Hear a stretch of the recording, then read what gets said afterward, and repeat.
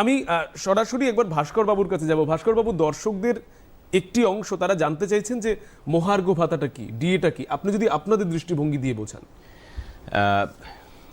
সমস্ত দর্শক বন্ধুদেরকে ধন্যবাদ। মহার্ঘ ভাতাটাকে দেওয়া হয় কর্মচারী সহ বিভিন্ন পেনশনারদের এই যে দৈনিক ক্রয় ক্ষমতা দ্রব্যমূল্য বৃদ্ধির সাথে সাথে কমে যায়, সেই মানে ক্ষয়টাকে পুষিয়ে দেওয়ার জন্য। মানে আমি একটা জিনিস ধরুন বোঝাচ্ছি, কোনো একটা মাসে দেখা গেল একজন কর্মচারীর বেতন হচ্ছে 100 টাকা, পরের মাসের দ্রব্যমূল্য বৃদ্ধি হলো 4%। ওই 100 টাকা দিয়ে আমি যে জিনিস কিনতে পারতাম, পরের মাসে সেই সমপরিমাণ জিনিস কিনতে গেলে আমাকে 104 টাকা খরচা করতে হবে। এই যে 4 টাকার ক্রয় ক্ষমতা আমার কমে যাচ্ছে, সেই ক্রয় ক্ষমতাটাকে বজায় রাখার জন্য সরকার কি করে, আমার ক্রয় ক্ষমতাটাকে ঠিক রেখে আমি যেন বাজারটাকে সতেজ রাখতে পারি। মানে আমার যে বেতন, সেই বেতনটা তো আলটিমেটলি আমি ক্রয় ক্ষমতার জন্য বাজারের কাছে যাচ্ছি, ব্যবসাদারদের কাছে সেই পয়সাটা যাচ্ছে এবং সেখান থেকে আমি ক্রয় করছি। সেই ক্রয় ক্ষমতার ভারসাম্যটার রাখার মধ্যে দিয়ে ডিএটাকে দেওয়া হচ্ছে এবং সেই টাকাটা বাজারে গিয়ে ব্যবসায়ীদের কাছে যাচ্ছে, বিভিন্ন যারা উৎপাদন করছেন তাদের কাছে গিয়ে পরে ঘুরে এসে অর্থনীতিটাকে একটা ভারসাম্যের জায়গাতে রাখছেন। অনেকে বলেন যে ডিএটার সাথে সরাসরি সরকারি কর্মচারী পেনশনারদের যারা স্থায়ী কর্মচারী তাদের সংযোগ আছে, বাকি অংশের জনগণের কোনো সংযোগ নেই। আমরা এখানে একটা কথা বলি, সরকারি কর্মচারীদের, স্থায়ী কর্মচারীদের মহার্ঘ ভাতা বাড়লে পরে তার সাথে সাথে অসংগঠিত ক্ষেত্রের কর্মচারীদের 1% ডিএ বাড়া মানে দৈনিক মজুরিতে 6 টাকা করে বৃদ্ধি হয়। আজকে যে এই যে বৃদ্ধি হয়েছে 4%, অস্থায়ী কর্মচারীদের ন্যূনতম মজুরিতে প্রতিদিনের মজুরি 24 টাকা করে বাড়লো। মানে এটা হচ্ছে হিসেব। তাহলে কর্মচারীদের ডিএর সাথে অস্থায়ী কর্মচারীদের যে ন্যূনতম মজুরি, সেটার কি সংযোগ, সেটা রাজ্যবাসী নিশ্চয়ই বুঝতে পারছেন। এটার আরেকটা প্রতিফলন আমরা দেখাই। এই রাজ্যের কর্মচারীরা সারা দেশের এবং অন্যান্য রাজ্যের নিরিখে অর্ধেক বেতনে কাজ করেন। ডিএ কেন্দ্রীয় কর্মচারী সহ এই আসাম বলুন, ঝাড়খণ্ড বলুন, সিকিম বলুন, উড়িষ্যা বলুন, এখানকার কর্মচারীরা যা পান, পশ্চিমবঙ্গের কর্মচারীরা ঠিক অর্ধেক ডিএ পান, অর্থাৎ বেতনটা ঠিক আমাদের অর্ধেক। এটার ইমপ্লিকেশনটা বাকি অংশের ক্ষেত্রে কিভাবে পড়ছে দেখুন। আমাদের কোচবিহার থেকে ধান পোতার কাজ করতে বর্ডার টপকে তারা আসামে যাচ্ছে। কোন আসামে? যে আসামের অর্থনীতির কাঠামো কিন্তু বা ভিত্তিটা আমাদের পশ্চিমবঙ্গে থেকে দুর্বল, তাদের উৎপাদন ক্ষমতা বলুন, সমস্ত কিছু আমাদের থেকে কম।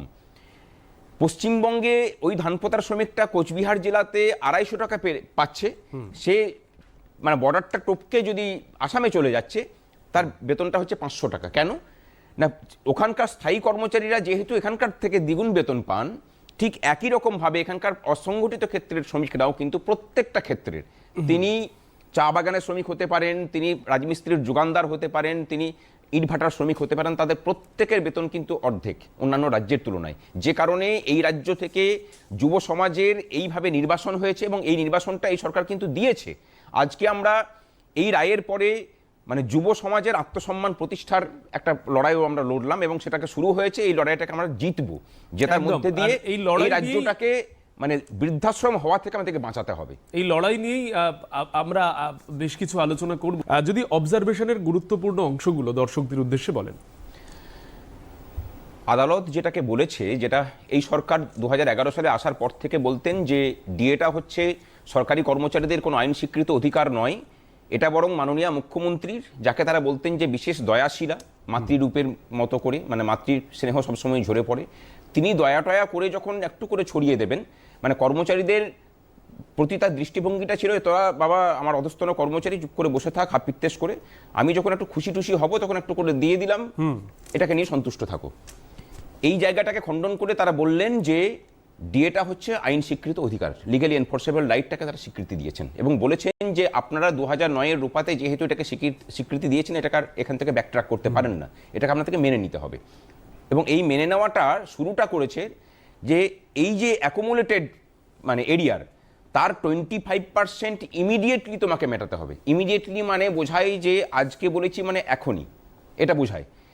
এবং তারপরে একটা 4 সদস্যের কমিটি করেছে, এই যে বাকিটা 75% থাকছে, সেই কমিটি বিচার বিশ্লেষণ করবে, রাজ্যের আর্থিক স্থিতির কথা দেখবে। তারা যেহেতু এই সরকার বলছে যে প্রতি মুহূর্তে যে আমাদের কাছে পয়সা নেই, অর্থ নেই, অথচ আমরা দেখতে পাচ্ছি যে প্রচুর টাকা নয়ছয় হচ্ছে বিভিন্ন দিক থেকে। এটা কতটা সত্য, টাকা না থাকার গল্পটা, সেটা তারা বিচার করবেন এবং 6ই মার্চের মধ্যে তারা রিপোর্ট পেশ করবেন এবং নির্দেশ দেবেন। 31শে মার্চের মধ্যে এই যে 75% বাকি থাকছে, তার যতগুলো কিস্তি ঠিক হবে তার প্রথম কিস্তিকে 31শে মার্চের মধ্যে পে করতে হবে। মানে এটা হচ্ছে নির্দেশিকা, এবং এই পরিমাণটা রাজ্য সরকারের সাথে ঠিক করে 4 সদস্যের কমিটি ঠিক করে দেবে, এবং সেই টাকা ডিসবার্স হচ্ছে কিনা তারা কিন্তু নজর রাখবেন, এবং সেই অনুযায়ী সুপ্রিম কোর্টকে তারা মানে বলবেন। এটা হচ্ছে রায়ের মুখ্য বিষয়। এর মাধ্যমে যেটা হলো সেটা হচ্ছে যে এই বলার জায়গাটা চলে গেল। আর দ্বিতীয় নাম্বার হচ্ছে সুপ্রিম কোর্টও কিন্তু বলল যে আর্থিক অসঙ্গতির কথাটা কিন্তু আমরা মেনে নিচ্ছি না, এবং আর্থিক অসঙ্গতির কথা বলে কারোর অধিকার থেকে বঞ্চিত করা যায় না। সরকার আবার মানে আর্থিক অসঙ্গতি নিয়ে যে কথাগুলো বলছে, যে 11 সালের পর থেকে নাকি এই সরকারের ইনকাম বেড়েছে 6 গুণ, লোন বেড়েছে 4 গুণ। তাহলে লোন পরিশোধ করার পরেও এই সরকারের কাছে কিন্তু যথেষ্ট পরিমাণ অর্থের সংস্থান আছে বলেই তারা প্রতিদিন নিত্য নতুন মানে প্রকল্প চালু করতে পারেন। সুপ্রিম কোর্টে আইপ্যাকের ঠিক করে দেওয়া কোনো সোপ অপেরাকে অভিনয় করার জন্য মাননীয় মুখ্যমন্ত্রীর নেতৃত্বে 500 জন লোককে নিয়ে গিয়ে 20 কোটি টাকা খরচা করতে পারেন। কোনো সরকারের টাকা না থাকলে তো এইভাবে মানে খোলামকুচির মতো টাকা উড়াতে পারেন না। পারিশ্রমিক দিতে পারেন, আইনজীবীদের পারিশ্রমিক দিতে পারেন। এই সমস্ত কিছুগুলো করছেন। শুধুমাত্র কেউ মদ খেয়ে মারা গেলে তাকেও কম্পেনসেশন দিতে পারেন। মানে এই সমস্ত কিছুগুলো করা হচ্ছে এই রাজ্যের যে উদ্বৃত্ত অর্থ, প্রচুর পরিমাণে অর্থ উদ্বৃত্ত থাকছে, সেখান থেকেই তারা করছেন। এখন অনেকে প্রশ্ন করছেন যে মহার্ঘ ভাতা দিতে চাইছেন না কেন। আমাদের খুব ক্লিয়ার কাট কথা যে কর্মচারীদেরকে মহার্ঘ ভাতা দিলে পরে এই কাটমানিখোর সরকার সেখান থেকে কোনো কাটমানি পায় না, যে কারণে মহার্ঘ ভাতা দেওয়ার দিকে তাদের কোনো নজর নেই। তাদের নজরটা কোন দিকে? লক্ষ্মী ভাণ্ডার দেওয়ার দিকে। আমরা কিন্তু বলে দিই যে লক্ষ্মী ভাণ্ডারের সাথে মহার্ঘ ভাতার কোনো বিরোধ নেই, আমরা কিন্তু লক্ষ্মী ভাণ্ডারকে স্বাগতই জানাচ্ছি। কিন্তু আমাদের এখানে আরেকটা প্রশ্ন, যারা লক্ষ্মী ভাণ্ডার পাচ্ছেন আপনারা কিন্তু জানেন না যে আপনাদের মতো প্রচুর ভুতুরে মানুষকে তৈরি করে আপনাদিকে যেমন 1000 টাকা দেওয়া হচ্ছে, এরকম আরও একের এগেনস্টে আরো 3 জন করে ভুতুরে মানুষ তৈরি করে আরো 2000 টাকা সরকার কাটমানি হিসেবে বের করে নিয়ে যাচ্ছে। মানে অশরীরীরাও লক্ষ্মীর ভান্ডার পাচ্ছেন, একদমই এটা প্রমাণ করছে। এই যে 50 লক্ষ নাম বাদ গেছে, আমি লিখে দিতে পারি এর মধ্যে অন্তত 25 লক্ষ মহিলা আছেন, মানে কম করে 20 লক্ষ থাকবেন, তাদের মধ্যে 10 লক্ষের নাম পাবেন যাদের লক্ষ্মী ভান্ডার ইস্যু হয়েছে। এই টাকাগুলো কাটমানি হিসেবে বেরোচ্ছে। এই যে যুবশ্রী দেওয়া হবে, এর যুবসাথী, আমি যুবসাথী সরি, এই যে যুবসাথী দেওয়া হবে, শ্রী আর সাথীর মধ্যে গোলমাল হয়ে যায়। মানে কোনটা শ্রী আর কোনটা বিশ্রী আর কোনটা সাথী ঠিক বুঝতে পারি না আমরা। এই যে দেওয়া হচ্ছে এর মধ্যে অন্তত 50% থাকবে যে টাকাটা কাটমানি হয়ে বিভিন্ন জনের অ্যাকাউন্টে ঢুকবে। স্থায়ী কর্মচারী নিয়োগের থেকে এদের অস্থায়ী কর্মচারী নিয়োগের জন্য এদের মানে উদ্গ্রীবতা বেশি থাকে। কেন? যে থার্ড পার্টির মাধ্যমে এই নিয়োগটা হচ্ছে সেই থার্ড পার্টির সাথে ব্যানার্জি পরিবারের সংযোগ আছে, এবং আমাদের কাছে তথ্য প্রমাণ আছে। মুখ্যমন্ত্রীর বলা কথা যে সিভিক ভলান্টিয়ারদের উনি বলতেন যে 13,000 টাকা করে দিই, সিভিক ভলান্টিয়ারে পেত তখন 8,200 টাকা। আমরা ঝামেলা ঝঞ্ঝাট করার পরে গত বছর 1,000 টাকা বাড়িয়েছিল।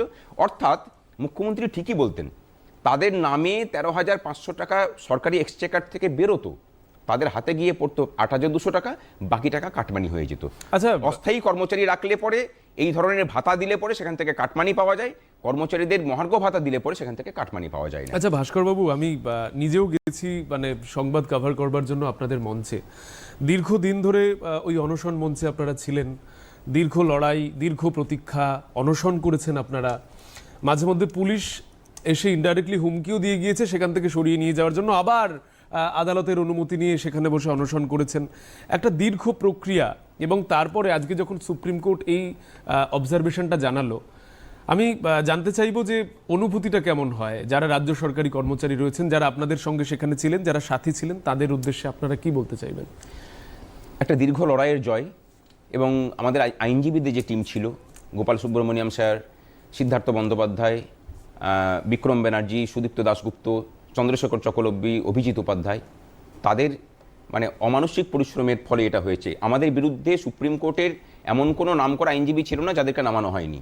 মানে একটা হেয়ারিংয়ে কয়েক কোটি টাকা করে খরচা করা হয়েছে, তারপরে কিন্তু পেরে ওঠেনি। সত্য এবং ন্যায় প্রতিষ্ঠা হয়েছে। এবং আরেকটা বলার কথা, 2011 সালে আসার পর থেকে কর্মচারীদের মুখকে বন্ধ করে রাখা হয়েছিল। আমাদের ভিতরের যে প্রতিবাদের সত্তা, সেগুলো জমে জমে এতদিন পাথর হয়েছিল আমাদের হৃদয়ের ভিতরে। আজকে রায়ের মধ্যে দিয়ে সেই প্রতিবাদী পাথর আজকে বিগলিত হয়ে আমাদের মানে প্রতিবাদের শব্দ হিসেবে ঝরে পড়ছে, এবং তার প্রভাব যে কতটা বেশি সেটা আজকে মাননীয় মুখ্যমন্ত্রী প্রেস কনফারেন্স দেখে নিশ্চয়ই বুঝতে পেরেছেন। তিনি বলেছেন যে আমরা রায়টাকে রিভিউ করব। আমি এই জায়গাটাতে একটা প্রশ্ন আপনাকে করব। আমি ভাস্করবাবু, মুখ্যমন্ত্রী বলেছেন যে মামলার কাগজ কিন্তু তাদের হাতে এসে পৌঁছায়নি এবং কাগজ পাওয়ার পরে তারা স্টাডি করবেন, এবং মুখ্য সচিবের নেতৃত্বে একটি টিমের কথাও বলেছেন। এই বিষয়টা নিয়ে তো যারা আজকে রায় নিয়ে খুব উচ্ছ্বাস প্রকাশ করছেন তাদের জন্য কিছুটা দুশ্চিন্তা, কারণ সরকার যাবতীয় ক্ষেত্রে বাধা বিপত্তি দেখিয়েছে, এক্ষেত্রে মুখ্যমন্ত্রীর এই বক্তব্য। দেখুন, দুশ্চিন্তা কিন্তু আমরা প্রথম থেকেই বলছি, মানে ধারাবাহিকভাবেই বলে আসছি যে এখানে যে রাজ্য সরকার আছে তারা মানুষের কোনো মৌলিক অধিকারকে স্বীকৃতি দেয় না।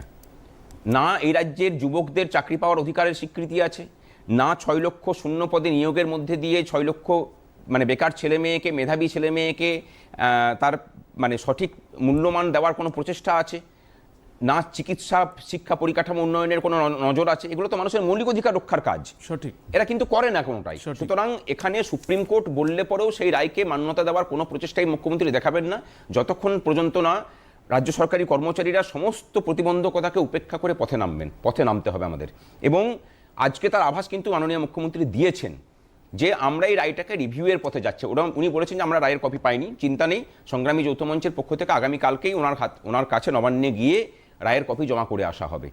কিন্তু এই রায়টাকে রিভিউ যাতে না করতে পারে তার জন্য আমরা তীব্র আন্দোলনের প্রস্তুতি নিচ্ছি, এবং কথা দিচ্ছি যে আন্দোলন উনি কর্মচারীদের পক্ষ থেকে দেখবেন ওনাকে মনে রাখতে হবে। আমাদের এর আগে মানে অনশনের সময় উনি অপরিস্থিতিতে পড়েছেন। হরিশ মুখার্জি স্ট্রিট দিয়ে কাউকে মিছিল করতে দিতেন না, আমরা কিন্তু সেখানে মিছিল করেছি এবং 4 ঘন্টা ধরে সেই জায়গাটাকে পুরো অবরুদ্ধ ছিল। নবান্নের বাস স্ট্যান্ড কোনো সিঙ্গেল মানুষ যেতে পারেন না, আমরা 3 দিন ধরে সেখানে বসে থেকেছি, অবস্থান বিক্ষোভ করেছি। ভবিষ্যতে এমন কোনো জায়গা এবং এমন কোনো পথ মানে থাকবে না যেখানে আমরা যাব না। মুখ্যমন্ত্রীকে বলবো, এবং সেটা সাবধান বাণীও হতে পারে যেভাবে নেবেন তিনি, যে সামনে ভোট আছে, আজকের বাজেটের মধ্যে দিয়ে আপনি প্রমাণ করে দিয়েছেন যে আপনার পায়ের তলার মাটি কিন্তু যথেষ্ট নড়বড়ে, সেই মাটিকে আরো নড়বড়ে করবেন কিনা সেটা ঠিক করার দায়িত্ব আপনার। একটা অনমনীয় সংঘাত আমরা দেখলাম আপনাদের সঙ্গে শাসকের, আবার আপনারা পথে নামবেন, আবার আপনাদের এই সংঘাতের বাতাবরণটায় যেতে হবে। খুব সংক্ষেপে, খুব কম সময়ের মধ্যে যদি একটু বলেন। একটা অগণতান্ত্রিক এবং স্বৈরাচারী সরকার, এটা স্বৈরাচারী সরকার না বলে বলা যায় যে ব্যক্তিগত একটা মানুষের এবং পরিবারের এবং তার কিছু সাগরেদদের একটা প্রাইভেট লিমিটেড কোম্পানি, সেখানে যদি অধিকার প্রতিষ্ঠা করতে হয় আপনাকে মানে পথে নামা ছাড়া দ্বিতীয় কি রাস্তা থাকতে পারে। আমরা সেই রাস্তাটা দিয়ে ভরসা রাখছি, এবং ওনার দয়াদাক্ষিণ্য নয়, বরং কর্মচারী ঐক্য এবং আমাদের লড়াইয়ের যে স্পৃহা তার উপরেই ভরসা করে আমরা এই রায়কে ইমপ্লিমেন্টেশন করানো শুধু নয়, বর্তমান রূপার যে বকেয়া মহার্ঘ ভাতা সেটাকেও আদায় করব। অস্থায়ী কর্মচারীদের স্থায়ীকরণের কাজও হবে, এবং 6 লক্ষ শূন্য পদে এই রাজ্যের মেধাবী ছেলেমেয়েরা যাতে স্থায়ীভাবে কাউকে ঘুষ না দিয়ে চাকরির সুযোগ পান তার জন্য লড়াই জারি থাকবে।